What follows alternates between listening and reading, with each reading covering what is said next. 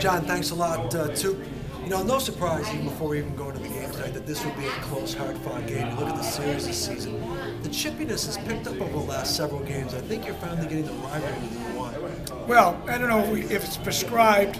I think these two teams go at it. They know that they're going to be tight games, and they're going to be competitive right down to the very end.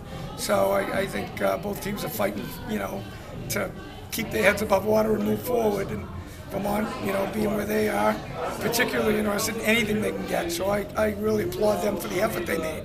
I thought they worked harder than we did a good part of that game, and then we did what we needed to do in the third period to get the job done. But it was by the skin of our teeth.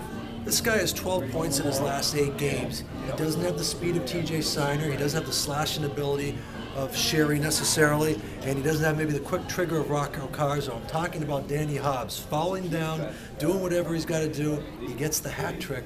Unlikely. Well, he's got strength, and he's able to maneuver his way in tight areas with a lot of traffic, get his body in a position to get sticks on pucks, and he's got a real strong shot.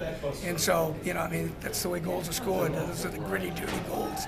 Guys like Tim Kerr in the National Hockey League and some others like him scored hundreds of goals that way, and Danny's that type of player.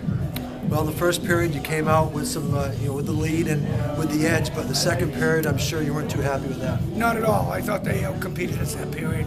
That was when they started winning races and battles, and they got the 2 goals to go along with it and outshot us substantially.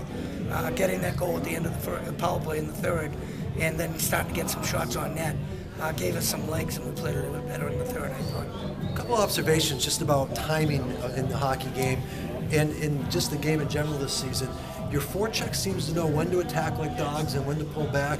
The defensemen still seem to know when to attack and pinch in and when to come back. What I'm referring to is Connor Allen.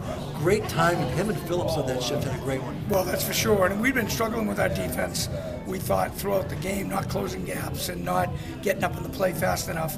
And then, ironically, there you go in the third period, the big play comes off. Phillips closing, holding the line on the strong side, and Allen, after the puck went to the net, closing and taking as much ice as he can to get the rebound and the goal.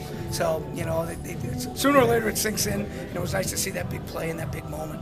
Sebastian Stahlberg for them wins a couple of face-offs late. Eric Filio, I'm going to pick on him because he lost the face-off. Then I'm going to give him the biggest compliment. He loses the face-off, then goes out to the point, doesn't hang his head, and knocks the puck out of the zone to basically save the game for you guys. No question. And you know what? That face-off, if you look at it, he actually was an even face-off, and their wingers won the face-off because the puck was loose, just sitting next to both centers. And face-offs are not always won and lost with the centers. The people that are on the inside of the circle have to get inside and gain position, and that oftentimes makes the difference. And in that case there, Eric made up for a mistake, not just his own, but the face-off mistake, and made a big play in a big moment again. So 5-1-2, and next weekend the Lower Hawks, who shut out Northeastern tonight.